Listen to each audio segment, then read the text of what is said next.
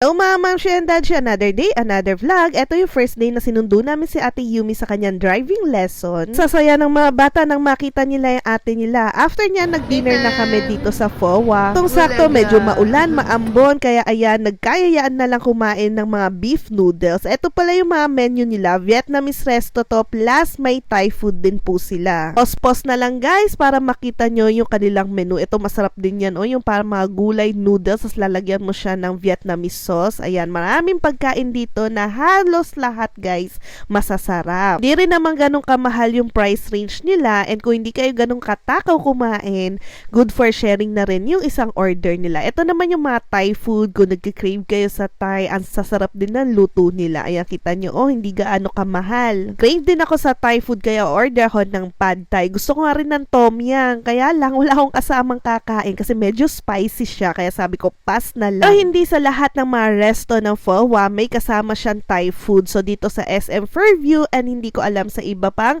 mall ng SM, kasi sa SM North siyang kasama na Thai food. Kaya pag nagki-crave talaga ako ng Thai food, dito kami nagpupunta sa SM Fairview. Ayan, umorder na rin kami ng potato corner. 3 flavor yan yung napili nila. May cheese, barbecue, and chili cheese. Ayan, enjoy na naman yung mga bata sa fries. Sa talaga potato corner, no, ang sarap-sarap talaga niya. Pati yung powder niya, kahit anong hanap ko sa Lazada or Shopee, wala akong mahanap na katulad ng powder nila. Isa na dumating yung mga order namin. Ito yung pad Thai shrimp. Ayan, kita nyo naman. Good for sharing na yan. Nasa 200 plus. At yung mga gulay nila na ilalagay natin mamaya sa soup. Syempre, maglalagay muna tayo ng lemon. Ang sarap nito, na miss ko. Ang bango-bango. Tingnan nyo naman.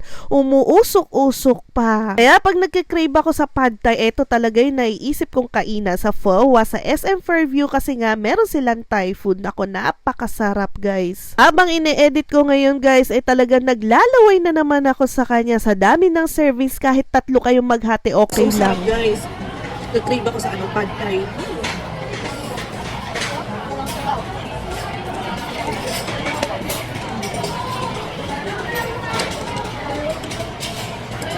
Kain.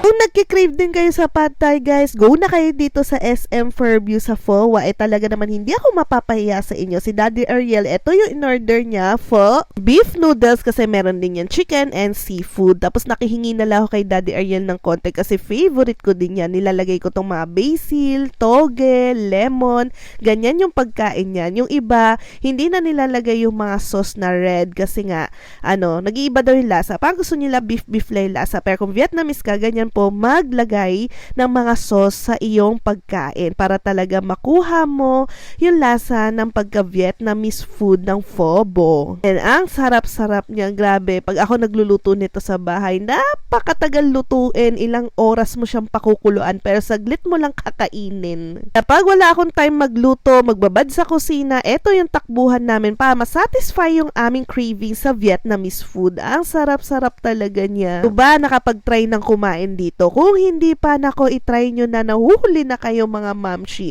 Ito naman yung lumpiang Shanghai namin sa Vietnamese. Kung kayo may giniling, kami dito giniling, carrots, may hipon, tenga ng daga, at sotanghon yung laman niya. Tapos ibabalot mo sa lettuce, may toge, pipino, basil, tapos isasawsaw mo sa fish dip sauce namin. Ang sarap guys. Ito naman yung fresh roll. Ayan, diba nagawan ko na rin ng video yan. Madali lang gawin yan guys. Ang sarap-sarap niya. Tapos yung sauce niya, hoisin and peanut butter lang yan. Naka-refresh talaga tong pagkain nito. Tingnan nyo naman, napaka-light lang niya. May pipino, carrots, sotanghon, pork and shrimp sa loob. Tapos sausaw mo siya sa kanyang dipping sauce. Ay nako, ang sarap-sarap niya. So ayun, si Ate Yumi pala, nag-aaral na siya mag-drive. Okay lang yun. Kailangan niya na rin matuto kasi sa college niya, hindi na kaya niya daddy ihatid sundo sila. Sana nga, talagang matutunan niya Ate Yumi mag-drive, no? Kasi ako kabado as a nanay, kinakabahan ako para sa anak ko. Lagi ko nga pinagsasabihan, nako, mag-iingat ka ha? At nako, napakatakaw aksidente lagi sa kalye. After niya nito guys, yung mga pinamili namin, i-share ko lang sa inyo. Dahil nga magpapasukan na yung mga anak ko, lahat sila naka-aircon yung classroom nila. So kailangan nila ng mga jackets. Etong pinamili ko para kay Ate Chloe lang to lahat. And sakto, lahat sa department store ngayon ng SM, nakasale sila ng mga 50% sa mga jackets nila. So kung kailangan nyo din or pang regalo nyo nyo sa birthday, okasyon, or Christmas, pwede na kayong mag-shopping guys. So, tingnan nyo, kulang-kulang 900 yan. 500 pesos ko na lang siya nabili. And ang ganda ng quality ng petrol ha. Hindi ganong kakapal and hindi rin siya manipis. Sakto lang sa weather natin dito sa Pinas. So, para naman sa akin, na-attract talaga ako sa kulay yellow kaya binili ko na for me. Ito naman yung para sa papa ko kasi magbe-birthday na siya. Kaya yan yung gift ko plus cash. Char. Mahilig kasi si papa sa cash. Di bali daw walang regalo basta may cash. Yan talagang papa ko talaga. O, tas binilan na namin siya or si Ate Chloe pala ng pants. Dalawa yan. Bali nagamit niya na isa. So, yun lang. Bye!